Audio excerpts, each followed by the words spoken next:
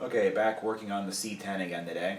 In the last video, I was getting ready to put the gas tank in and I realized that the 87 tank didn't fit the 73 filler neck.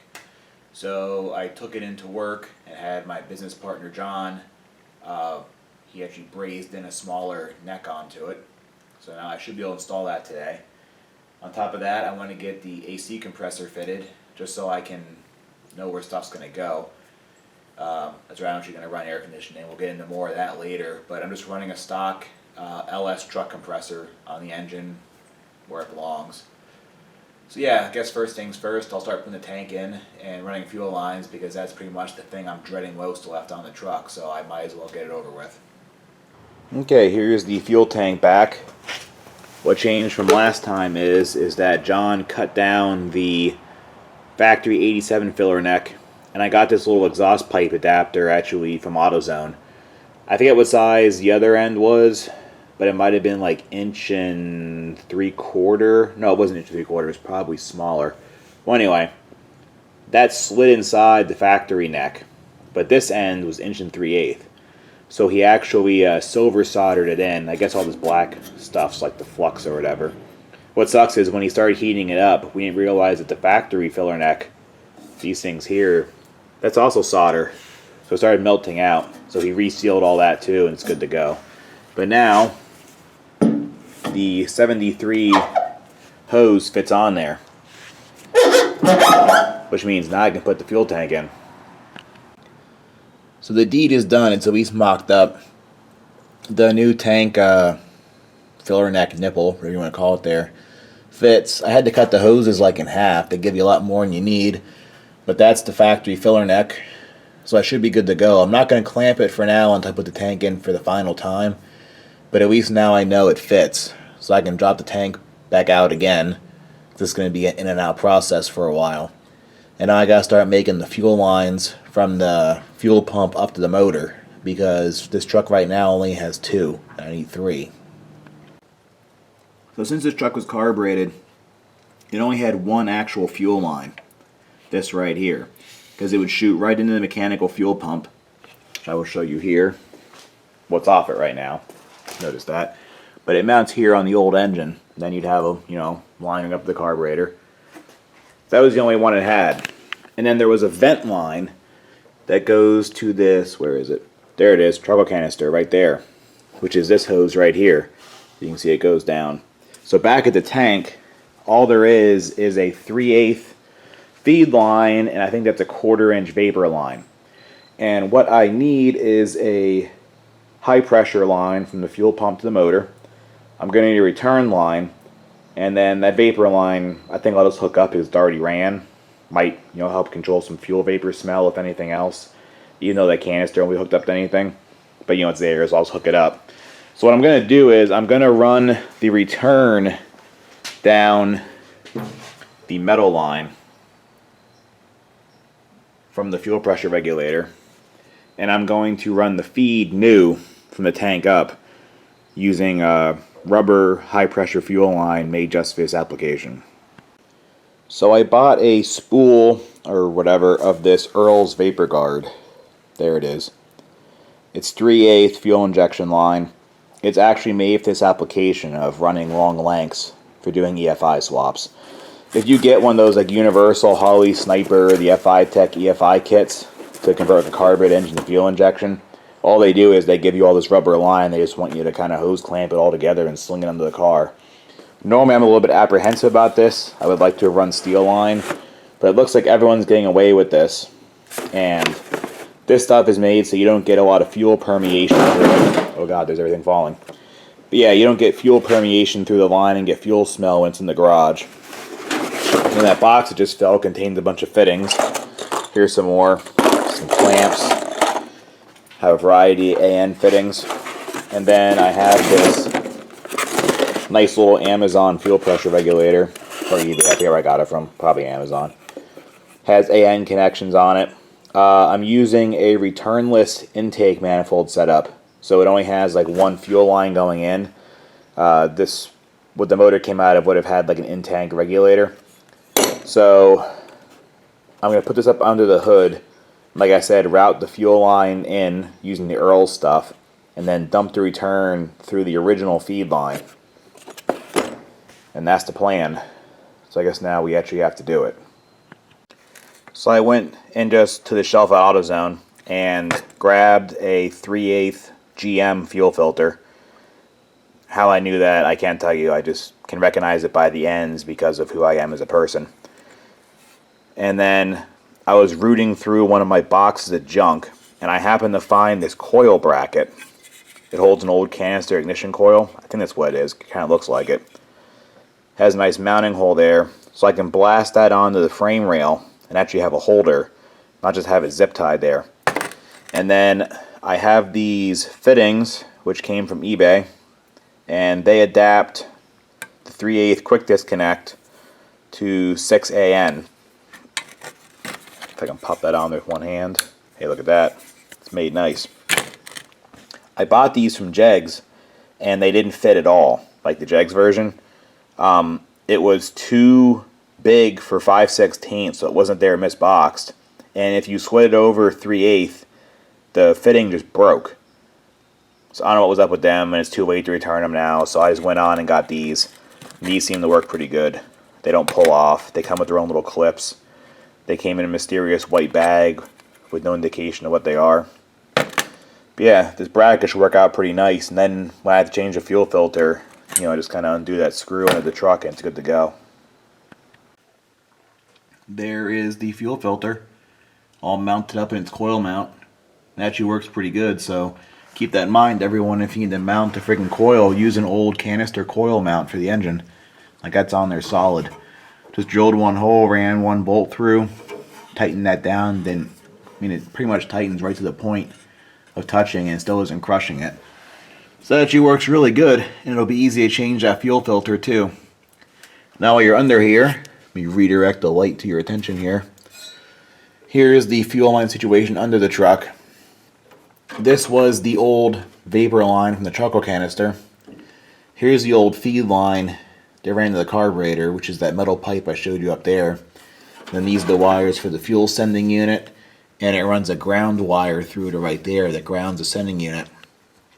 Why they run the feed hose through the frame and the vapor over, I don't know. It's kind of weird. But like I said, I'm going to try and run the return through this one back into the tank. This one will stay untouched, so just get plugged in. And then I'll run the new feed hose, I don't know, I guess over the tank like that one, because I don't have another hole. Right into the fuel filter here, make a piece, put the ends on it, and then another piece up to the fuel pressure regulator, which I think I'm going to mount on the passenger side fender. Well, I wanted to get away from working under the truck, so I went above the truck and decided to put the trans dipstick in. But the dipstick tube was broken off in the trans case, so I ended up having to drop the pan and hammer it through its hole right there. But what's nice is the trans is pretty clean. I didn't clean this yet. There's the pan, a little bit of fluid, but there's no like mayhem. So I was pretty happy at this, and then I realized that really all this means is that the last owner probably changed the trans fluid before they gave up and junked the truck. So we'll see how this rolls out. I just repaired the torch mark from how they let the fluid out when the thing goes in the junkyard. So I got a new filter, so now I get to put the pan back on. There's your one-step process on how to rebuild a junkyard 4L80 so it's ready for service. Okay, I got it in. Goes down the transmission, obviously. So the tab on it wanted to go to one of the top bell housing bolts where the LS doesn't have bolts. So I guess this dipstick is off of a small block truck. But it worked out. You just have to bend the bracket like maybe a 1/4 inch, and you can go to one of these holes in the back of the head, like that one. This moves it over a little bit. Where it wanted to fall before, it was like right back here straight up. But this works pretty good. And I just minorly tweaked the tube just with my hand, because it was laying on that back bolt on top of the valve cover there where the coil pack bolts up. Yeah, dipstick's good to go. So I'm working in this area now, doing like the trans lines and trying to get other things done that have to go underneath other things. So I ran the trans lines up this far. It's not really exciting, they're just 5/16 brake lines. But now I want to put the AC compressor in because this is kind of like the area it goes in. And once that's in there, there's really not going to be any room. One of the reasons I went with these Tejas or Tejas or however you want to pronounce it, I'm sorry, motor mounts is because they allow the factory LS AC compressor to fit. So first I have to bolt on this plate which goes down here, and then the compressor actually bolts to this. So you can see it has the tensioner for the AC belt integrated into it. And then once everything's in there, then at least I know how I can route the rest of the stuff around it so I have room. Okay, here's the compressor I'm using. I just went on Amazon and bought a new one. You have to use a particular compressor on this as per the motor mount instructions. You have to use a Denso 10S 17F compressor. When I looked it up, looks like you can find it on like a 2007 or so Silverado. There's also a 10S20, which is larger. It may or may not be for the vehicles that had automatic climate control or maybe rear AC. I'm not sure. I couldn't really get an exact breakdown of what compressor fits what. But this one is the 10S17. And like I said, this bolts to the actual bracket that I just installed. So I'm going to try and fit this in there. I got the compressor bracket bolted on. It's kind of tight. Like I said, the frame rails in these trucks are actually very narrow. But I guess you're supposed to put this on before you bolt the motor in, because I had to grind the swap mount out a little bit to get that back bolt in that goes in behind it. But it looks like 3 bolts there hold it to the block, and then there's 4 bolts that hold the compressor on, one of which, this upper left one, goes through the plate and the compressor. Then the other 3 just go into the mounting plate. Oh, and by the way, everyone, I fixed the frame rails. Everyone can have the calming of the tits now, because the frame rails I cut for the turbo headers are fixed. Well, the compressor bolts in and it fits as advertised. I may have to notch the frame a little bit for those AC hoses to clear, because you see that bottom one's kind of running right into the frame there. But it's not too bad. But yeah, I had to get that compressor on so I can figure out where I'm going to run everything around it, because the trans lines go here, the fuel lines are going to have to go here, and then the battery cable, wiring harness. So I kind of wanted to know where that was going to be so I didn't like screw myself down the road.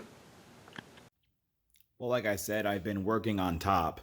So I wrinkle coated the valve covers black for no reason, other than the fact they were kind of grungy looking, but I mean, so is everything, I guess. And then just put the intake on. It has some kind of bacon fat on it. I guess I'll have to deal with that later. I don't know if I mentioned it yet, but I'm running a drive-by-wire throttle body and a returnless fuel system. So I robbed some parts of another intake I had here, but there's a thing broken off right here, which I have to plug. So I got to engineer that yet. But I put the power brake booster hose on it, and this just like a quick disconnect on the back. They can have either a plug or the nipple for the hose, and it pretty much falls right in place to the Squarebody booster. Like, this is a pre-bent hose. It's not like I have it draped there. Like, it's pretty much dead on. So once again, more like direct Squarebody swap goodness with this. So I have to clean up the grimy coil packs now and put them on so they can become grimy again once I drive it. I got the coil packs cleaned up. I was going to paint them and be all fancy, but then I just kind of imagined how extra pissed I would be when they don't work after I paint them. So for now, I'll just leave them kind of scuzzy, but I got the grease and filth off them at least. I had the things unplugged because I sprayed, like cleaner in them, brake cleaner, so I wanted to let that air out before I plug those back in. So I'm going to have issues with that too. But yeah, they're both on.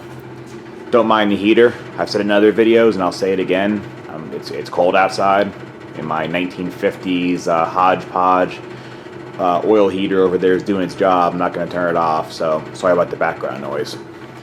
So intake is on, that stuff's hooked up, so I guess I have to grin and bear it now and go back under the truck and finish that nonsense. So at least I got a distraction from it for a little bit, but I guess in the next video I'm actually going to run the fuel line and the power wire of the fuel pump, and then I'm mostly done under there until I have to cobble together some exhaust system. So yeah, made some progress. See you in the next video.